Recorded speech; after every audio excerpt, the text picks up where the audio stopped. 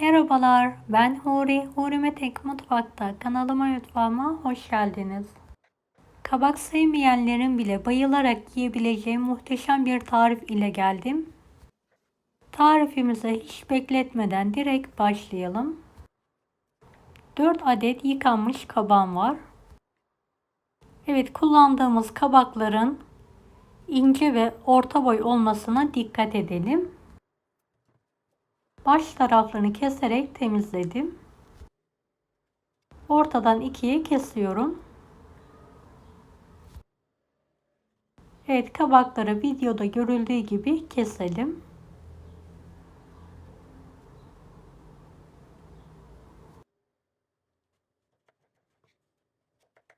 Tüm kabakları aynı yöntemle kesmeye devam edelim.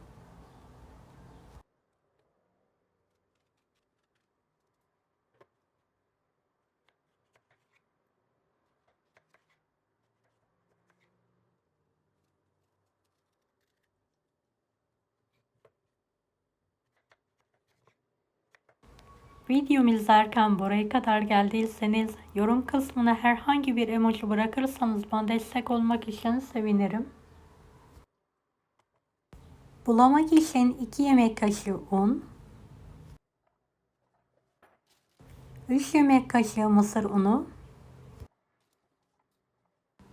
yarım tatlı kaşığı tuz ve tüm malzemeyi elimizle karıştıralım.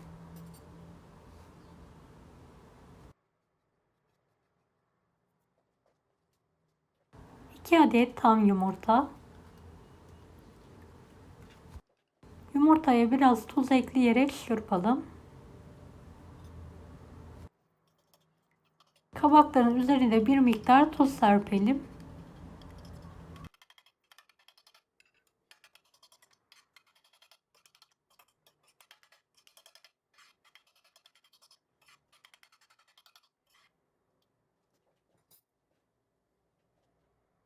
Önce yumurtaya bulayalım. Daha sonra unlu karışıma,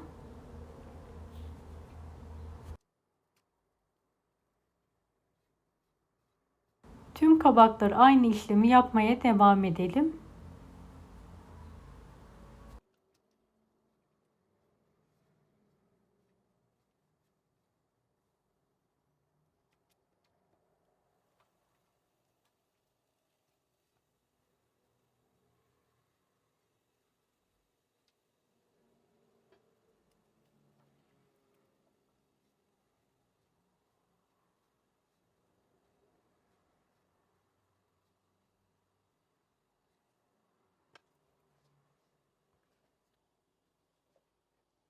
Evet, son kabaklarımı da hızlı bir şekilde yumurta ve una buluyorum.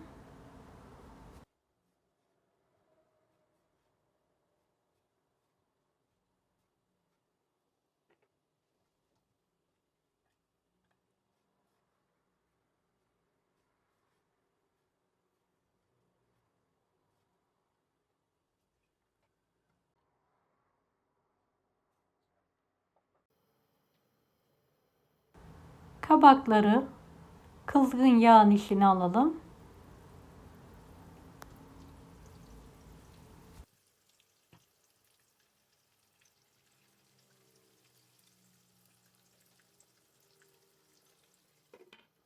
Kapağını kapatarak yüksek ateşte kızartmaya bırakalım.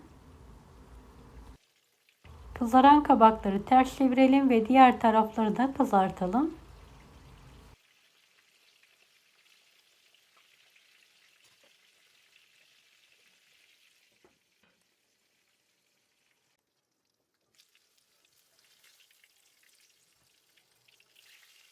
Evet, kızaran kabakları servis tabağına alıyorum.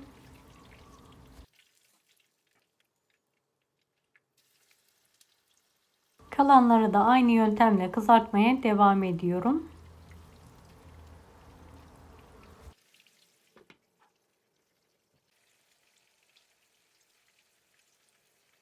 Üzeri için sarımsaklı domates suyundan sos hazırlıyorum.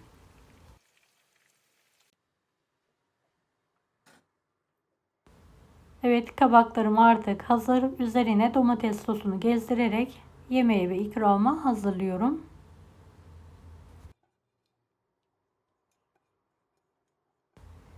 Deneyecek olanlara şimdiden kolaylıklar dilerim. Kanalıma ücretsiz abone olmayı unutmayın. Bir dahaki videolarda görüşmek üzere. Allah'a emanet olun. Hoşça kalın. Daha farklı tarifler için bunları da izlemeyi unutmayınız.